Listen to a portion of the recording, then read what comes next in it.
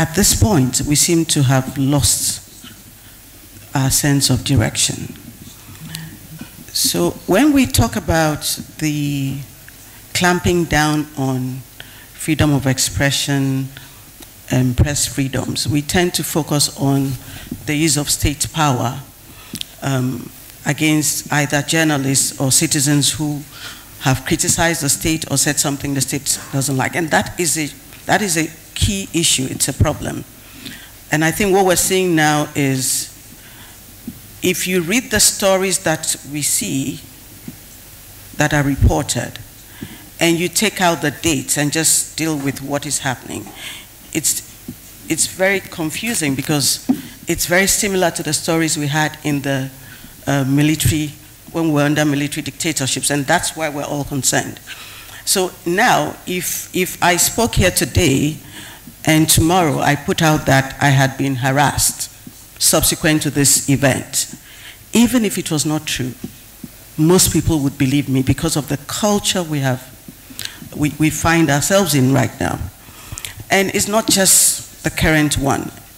There are instances in all the regimes under the Fourth Republican Constitution. The issue now is that when you add media plurality, which we have corrupted, rather than it being a vehicle for increasing our freedoms, we have allowed politicians to hijack the ownership of the media houses.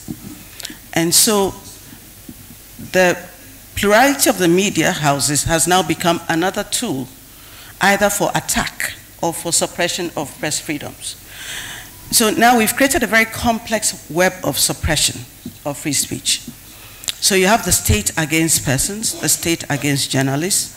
You have journalists against journalists, because depending on which side of the political divide they are, you would find that a journalist would do a story, an investigative piece, and before we can speak, he's being attacked by other journalists because they are in different political camps. We have media houses against media houses. And increasingly, we're also seeing self-censorship. So if you're a smart journalist, either because you want to protect your salary or you want to protect your liberty, you self-censor, you don't say what you really want to say. And then, of course, we have probably the most prevalent one, citizen against citizen, especially through the use of social media. So we are not even permitting our compatriots to think freely, much less express it.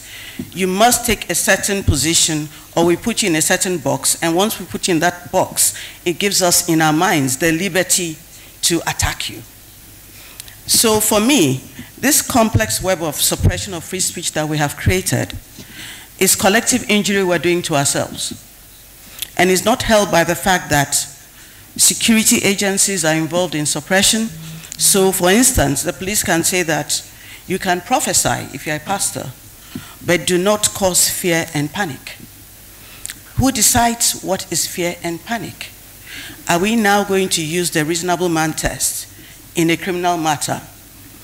And even more worrying is the use of the tool of criminal law to fight cases of defamation, especially when the people who are allegedly defamed are political party, politicians. So for me, these are the issues that bother me, and I think that we are on a very slippery slope.